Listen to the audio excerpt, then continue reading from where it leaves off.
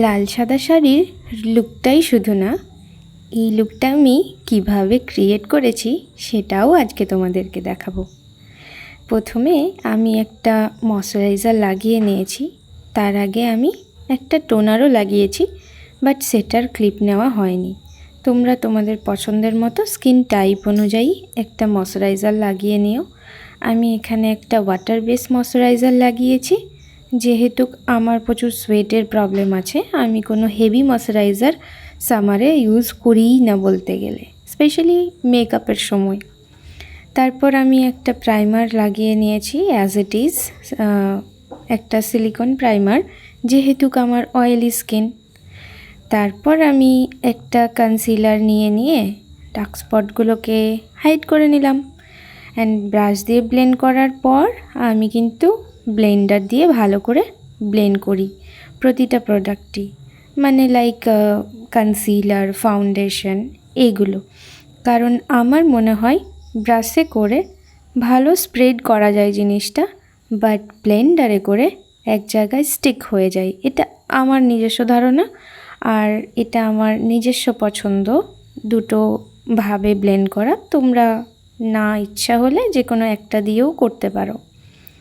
তারপর আমি হাইলাইট জোনটা হাইলাইট করে নিচ্ছি, বাট এইটা আমি কিন্তু ব্লেন্ডার দিয়েই ব্লেন্ড করি। হাইলাইটিং কনসিলারটা আমার মনে হয় এটা ব্লেন্ডারে করেই ভালো হয়, কারণ ব্লেন্ডার কিন্তু প্রোডাক্ট অ্যাবজর্ব করে, আর এই জায়গাটা কিন্তু একটু লাইট দেখানোটাই বেটার লাগে।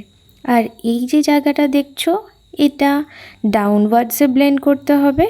এটা করলে ওপরে যে আমরা একটা কন্ট্যুরিং করি এবং ব্লাশ লাগাই, সেটা খুব প্রপার লাগে এই জায়গাটা একটু হাইলাইট করে নিলে। তারপর আমি কম্প্যাক্ট পাউডার দিয়ে পুরো মেকআপটা সেট করে নিচ্ছি। কম্প্যাক্ট পাউডার প্রচণ্ড লাইট, তোমরা চাইলে এর থেকে থিক পাউডার দিয়েও করতে পারো, বাট আমি কম্প্যাক্ট দিয়েই করছি, অ্যান্ড বেশিরভাগ টাইম আমি কম্প্যাক্ট দিয়েই করে থাকি। তারপর জাস্ট ব্রটাকে একটু ফিল আপ করেছি, জাস্ট, আর কিছুই করিনি। আমার আইব্রো এমনিই ডার্ক, জাস্ট কিছু জায়গা যেগুলো ফাঁকা আছে সেগুলোকে জাস্ট ফিল আপ করে নিয়েছি। তারপরে কন্ট্যুর করে নিলাম, কারণ একটু তো স্লিম দেখাতে হবে। পুজোতে তো আর স্লিম হওয়া হলো না, জাস্ট একটু কন্ট্যুর করেই চালাতে হবে আর কি। তো কন্ট্যুর করে নেওয়ার পর আমি নোজ কন্ট্যুরটা করে নেব। নোজ কন্ট্যুরিংটা কিন্তু মাস্ট। তোমরা ফেস কন্ট্যুরিং করো বা না করো, নোজ কন্ট্যুরিংটা করার চেষ্টা করবে, তাহলে দেখবে লুকটাও খুব ভালো লাগে, ওভারঅল লুকটা। এরপর করব আই মেকআপ। প্রথমেই আমি একটা পিচিস পিঙ্ক কালার দিয়ে পুরো লিডে প্লাস ওপরের দিকটাতেও ভালো করে ব্লেন্ড করে নিচ্ছি একটা ফ্লাফি ব্রাশ দিয়ে। খুব ইজি একটা আই মেকআপ, এটা যে কেউ করতে পারবে। একটু ভালো করে ফলো করো আর টেকনিক্সটা ফলো করো, তাহলেই হবে। কালার খুব একটা ম্যাটার না। তারপর একটা ডার্ক ব্রাউন দিয়ে প্রথমে ব্লেন্ড করেছি আমি আমার ল্যাশ লাইনটা।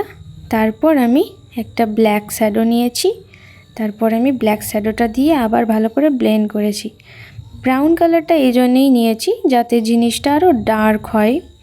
আর প্রথমেই ব্ল্যাকটা দিইনি, বিকজ প্রচণ্ড ডার্ক যাতে না হয়ে যায়, আমি যাতে জিনিসটাকে ব্যালেন্স করতে পারি, তাই প্রথমে ব্রাউন দিয়ে ডার্ক করার পরে পরিমাণ মতো ব্ল্যাক দিয়েছি।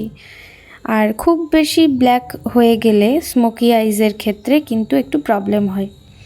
তারপর আমি একটা ব্রাউন শেড নিয়ে ওভারঅল ব্ল্যাকটাকে ভালো করে পুরো লিডে ব্লেন্ড করে নিয়েছি। দেখো, তোমরা চাইলে আরও ডার্কও করতে পারো। তারপর আমি ল্যাশ লাইনটাকে, লোয়ার ল্যাশ লাইনটাকে একটু ব্ল্যাক দিয়ে ব্লেন্ড করে নিয়ে তারপর আমি ওয়াটার লাইনে একটা কল পেন্সিল লাগিয়ে নিচ্ছি। আমি শুধু ওয়াটার লাইনেই লাগাবো, lower and upper both. And আপার ল্যাশ লাইনে কল পেন্সিল লাগানোটাও কিন্তু মাস্ট, এটা কিন্তু লুকটাকে অনেক বেশি ডিফারেন্ট করে। তারপর আমি এখানে একটা কল পেন্সিল দিয়েই একটু লাইনার টাইপের লাগিয়ে নিচ্ছি। প্রথমে ভেবেছিলাম লাগাবো না, তারপর মনে হলো যে একটু লাগাই, ভালো লাগবে দেখতে। তাই প্রথমে একটা লাইন ক্রিয়েট করে নেব। লাইনার আমি লাগাবো না, কারণ লাইনার ব্লেন্ড করার থেকে কাজলটা ইজিলি ব্লেন্ড হয়। তারপর আমি একটা অ্যাঙ্গেল ব্রাশ দিয়ে সেটাকে ব্ল্যাক আইশ্যাডো দিয়ে ব্লেন্ডও করে নিয়েছি। অ্যান্ড তারপরে লোয়ার ল্যাশ লাইনের কাজলটাকেও একটু ব্ল্যাক আইশ্যাডো দিয়ে ভালো করে ব্লেন্ড করে নেওয়ার পর আবারও একটা ব্রাউন দিয়ে ভালো করে সবটাকে ব্লেন্ড করে নিয়েছি। তারপর মাস্কারা অ্যান্ড লোয়ার আইল্যাশটা কিন্তু ভালো করে মাস্কারা কোটিং করতে হবে।